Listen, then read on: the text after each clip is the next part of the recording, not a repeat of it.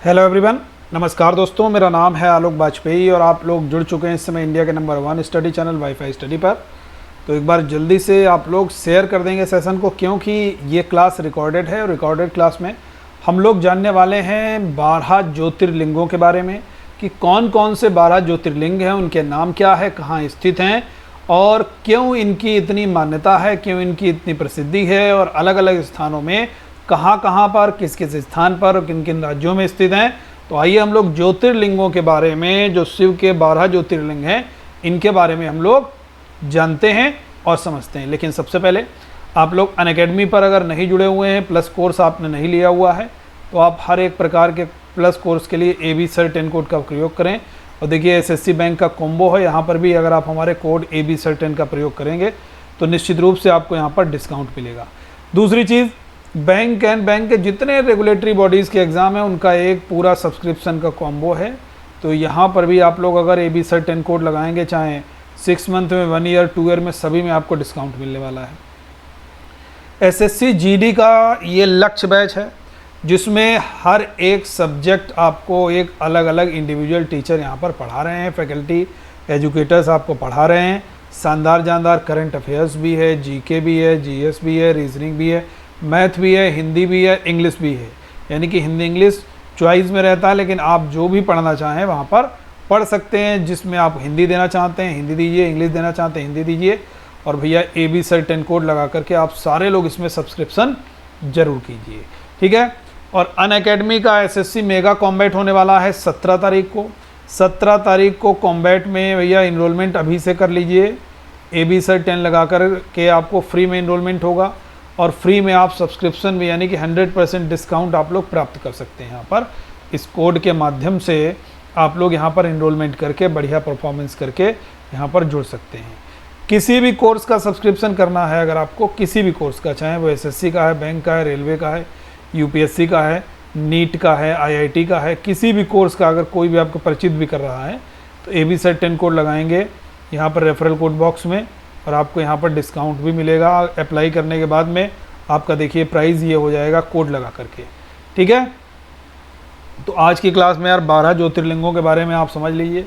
देखो कौन कौन से 12 ज्योतिर्लिंग हैं यहाँ पर समझ लीजिए आप लोग। सोमनाथ हैं, मल्लिकार्जुन है, महाकालेश्वर है, ओंकारेश्वर है, काशी विश्वनाथ है और आपके त्र्यंबकेश्वर हैं, ऋणेश्वर हैं, रामेश्वरम हैं, नागेश्वर हैं, वैद्यनाथ हैं। अब ये 12 ज्योतिर्लिंग हम लोग, कुछ लोग तो जानते ही नहीं हैं, कुछ लोग जानते हैं तो ये नहीं जानते हैं इनकी लोकेशन क्या है, इनकी स्थिति क्या है, क्यों प्रसिद्ध है। हम लोग जानते हैं धार्मिक मान्यताओं में 12 ज्योतिर्लिंगों का बड़ा, शिव के 12 ज्योतिर्लिंगों का बड़ा महत्व है। और ऐसी मान्यता है धार्मिक परंपराओं में, धार्मिक ग्रंथों में, कि इनके दर्शन मात्र से सारे पाप धुल जाते हैं और व्यक्ति के सारे कष्ट भी हर जाते हैं। ऐसी मान्यता 12 ज्योतिर्लिंगों के दर्शन से है। तो हम लोग आज की क्लास में ये जानेंगे कि ये कहाँ कहाँ स्थित हैं और क्यों इनकी प्रसिद्धि है। तो 1 बाय 1 हम लोग जानते हैं। पहले ज्योतिर्लिंग हम लोग यहाँ पर लेते हैं सोमनाथ, गुजरात में है। कहाँ पर है? गुजरात में है। धार्मिक मान्यताओं के अनुसार ज्योतिर्लिंग गुजरात के सौराष्ट्र में स्थित है और इस ज्योतिर्लिंग को सोमनाथ ज्योतिर्लिंग के नाम से जाना जाता है। तो याद रखना है, गुजरात में सौराष्ट्र स्पेसिफिक लोकेशन हो जाती है। दूसरा ज्योतिर्लिंग है आपका मल्लिकार्जुन। ये आपका आंध्र प्रदेश में है भाई। कहाँ पर है? आंध्र प्रदेश में। अब मल्लिकार्जुन जो है ये कृष्णा नदी के तट पर है। ये एक महत्वपूर्ण पॉइंट आपको मिलेगा कि मल्लिकार्जुन जो ज्योतिर्लिंग है ये आपका किस नदी के तट पर है, तो आप फट से बता सकते हैं वहाँ पर। ये आपका भाई कृष्णा नदी के तट पर और श्रीशैल पर्वत पर स्थित है। ये भी आपका एक दूसरा प्रश्न बन सकता है। श्रीशैल पर्वत पर इसको मल्लिकार्जुन ज्योतिर्लिंग के नाम से जाना जाता है। लोकेशन आंध्र प्रदेश, नदी कृष्णा, पर्वत श्रीशैल हो जाएगा। तीसरा ज्योतिर्लिंग है महाकाल मंदिर। हम लोग कहते हैं ना महाकालेश्वर, महाकाल, और ये उज्जैन में क्षिप्रा नदी के किनारे स्थित है भाई, मध्य प्रदेश के उज्जैन में, ठीक है। और इसको महाकालेश्वर ज्योतिर्लिंग कहते हैं। इस ज्योतिर्लिंग का विशेष महत्व है, यह एकमात्र दक्षिण मुखी ज्योतिर्लिंग है। मोस्ट इंपॉर्टेंट, कैसा है?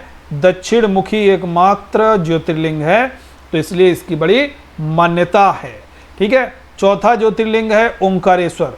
ओंकारेश्वर, और ये भी आपका मध्य प्रदेश में ही स्थित है। इसके बारे में जानते हैं, ये मालवा क्षेत्र में स्थित है, नर्मदा नदी के पास में है और ओंकारेश्वर ज्योतिर्लिंग के नाम से जाना जाता है। इस स्थान पर पहाड़ी के चारों ओर नदी बहती है और ओम का आकार भी बनता है, इसीलिए इसका नाम है ओंकारेश्वर ज्योतिर्लिंग। नर्मदा नदी चारों तरफ इसके बह रही है, मध्य प्रदेश में है, मालवा क्षेत्र का हिस्सा है। ठीक है भाई, आगे बढ़ते हैं भाई हम लोग। फिर है हमारा पांचवा ज्योतिर्लिंग। पांचवा ज्योतिर्लिंग बड़ी मान्यता है, वैद्यनाथ, झारखंड में। अगर कभी आप देवघर गए हैं तो ये देवघर में है भाई वैद्यनाथ, और ये पांचवा है और इसको वैद्यनाथ ज्योतिर्लिंग के नाम से जानते हैं। जिन स्थान पर यह ज्योतिर्लिंग स्थित है उसको चिता भूमि भी कहते हैं। और एक और इसकी मान्यता, जब आप कभी घूमने जाइए देवघर तो वहाँ पर शंकर जी और पार्वती जी का जो मंदिर है वहाँ पर गांठ लगी हुई है, तो लोग वहाँ पर विवाह करने की बड़ी प्रथा है, लोग जाकर के वहाँ पर विवाह करते हैं और इस तरीके से इसका बड़ा महत्व है। सावन के दिनों में यहाँ पर बहुत ज़बरदस्त क्राउड होता है, बहुत ज़बरदस्त भीड़ रहती है और लोग दर्शन के लिए लालायित रहते हैं। फिर है छठा ज्योतिर्लिंग, यह है भीम शंकर ज्योतिर्लिंग और ये आपका बच्चे महाराष्ट्र में स्थित है और ये महाराष्ट्र के पुणे जिले में सह्याद्री पर्वत पर स्थित है। याद रखना है, इसको भीम शंकर ज्योतिर्लिंग के नाम से भी हम लोग जानते हैं। सातवां ज्योतिर्लिंग है रामेश्वरम, बड़ा प्रसिद्ध है भाई। देखिए रामेश्वरम, अगर कभी मौका लगे तो आप लोग ज़रूर घूमने जाइए, एकदम आनंद आ जाएगा भाई। और ट्रेन से जाएंगे तो ऐसा लगता है बिल्कुल समंदर के पास से होकर के ट्रेन गुजरती है, समंदर के ऊपर से एकदम पानी नीचे नीचे दिखता है, बहुत शानदार सीन होता है वो। तो सातवां ज्योतिर्लिंग तमिलनाडु के रामनाथन में स्थित है और धार्मिक मान्यताओं के अनुसार इस ज्योतिर्लिंग की स्थापना स्वयं भगवान श्री राम ने की थी। जब अगर आपने रामायण देखी होगी, सीरियल पढ़ी होगी, तो वहाँ पर जब लंका की तरफ चढ़ाई करते हैं तो पुल बनाते हैं, तो वहाँ पर सबसे पहले इसी ज्योतिर्लिंग की स्थापना करते हैं। इसको रामेश्वरम ज्योतिर्लिंग के नाम से जाना जाता है। फिर है आठवां ज्योतिर्लिंग, ये नागेश्वर ज्योतिर्लिंग के नाम से जाना जाता है, गुजरात में स्थित है। कहाँ पर? गुजरात में। और ये गुजरात के बड़ौदा क्षेत्र में गोमती द्वारका के पास में स्थित है। इस ज्योतिर्लिंग को नागेश्वर ज्योतिर्लिंग के नाम से भी हम लोग जानते हैं। तो नागेश्वर भैया कहाँ हो गया? गुजरात में हो गया। फिर नवा ज्योतिर्लिंग है बाबा विश्वनाथ, बहुत प्रसिद्ध मंदिर है बाबा विश्वनाथ, बनारस में है। ठीक है, काशी में यानी कि बनारस में। इसको बाबा विश्वनाथ ज्योतिर्लिंग के नाम से जाना जाता है। फिर 10वां ज्योतिर्लिंग है, ये भी महाराष्ट्र में है भाई, त्र्यंबकेश्वर, और ये नासिक जिले में है। यहीं से हम लोग कहते हैं ना, एक नदी निकलती है त्र्यंबकेश्वर पहाड़ियों से, वो है गोदावरी। यहीं से एक नदी निकलती है भाई त्र्यंबकेश्वर पहाड़ियों से, गोदावरी। इसको त्र्यंबकेश्वर ज्योतिर्लिंग के नाम से हम लोग जानते हैं। तो इसकी भी बहुत ही ज़्यादा मान्यता है। 11वां ज्योतिर्लिंग है केदारनाथ ज्योतिर्लिंग, उत्तराखंड में है भाई केदारनाथ। और अगर कभी पूछा जाएगा केदारनाथ जो स्थल है ये किस नदी के किनारे है, तो आप याद रखना मंदाकिनी के किनारे केदारनाथ है और बद्रीनाथ अलकनंदा के किनारे है। ये दोनों पॉइंट याद रखोगे। इस ज्योतिर्लिंग को केदारनाथ ज्योतिर्लिंग के नाम से जानते हैं। ये केदार नामक चोटी पर स्थित है और केदारनाथ ज्योतिर्लिंग समुद्र तल से 3584 मीटर की ऊंचाई पर स्थित है। तो मोस्ट इम्पॉर्टेंट है, यानी कि 3584 मीटर की ऊंचाई पर स्थित जो ज्योतिर्लिंग है वो आपका भाई क्या कौन सा हो जाता है? वो आपका हो जाता है बच्चे केदारनाथ। ठीक है भैया, याद रहेगा सारे लोगों को, हाँ या ना? एक बार कमेंट सेक्शन में जल्दी से बता देंगे जितने लोग भी हमारे साथ जुड़े हुए हैं। ठीक है भाई। इसके बाद में 12वां ज्योतिर्लिंग है जो है भाई आपका महाराष्ट्र में, इसका नाम है घुसमेश्वर ज्योतिर्लिंग। ठीक है, ये भी बड़ा महत्वपूर्ण ज्योतिर्लिंग है और ये महाराष्ट्र में है। ये महाराष्ट्र में स्थित है या अंतिम ज्योतिर्लिंग कहा जाता है। इस ज्योतिर्लिंग को हम लोग घुसमेश्वर ज्योतिर्लिंग के नाम से जानते हैं। जिस स्थान पर ये ज्योतिर्लिंग स्थित है उसे शिवालय के नाम से भी जाना जाता है। तो ये आपको याद होना चाहिए भाई, ये जहाँ पर स्थित है उसको शिवालय ज्योतिर्लिंग के नाम से भी जाना जाता है, जो आपका एक बहुत ही महत्वपूर्ण सवाल भी आपका बन सकता है प्यारे विद्यार्थियों। तो घुसमेश्वर ज्योतिर्लिंग अगर पूछा जाएगा, अंतिम ज्योतिर्लिंग है और भाई इसको शिवालय के नाम से जाना जाता है। कहाँ स्थिति है? महाराष्ट्र में स्थिति है। तो ये आपको एकदम क्लियर होना चाहिए। ठीक है भाई, याद रहेगा हाँ या ना? एक बार कमेंट सेक्शन में सारे लोग जरूर बता देंगे कि ज्योतिर्लिंग आपने जो समझे जो पढ़े एकदम आपको यहाँ पर याद हो गए होंगे। ठीक है भाई, तो ये 12 ज्योतिर्लिंगों के बारे में हम लोगों ने जाना, इसकी धार्मिक बहुत मान्यता है।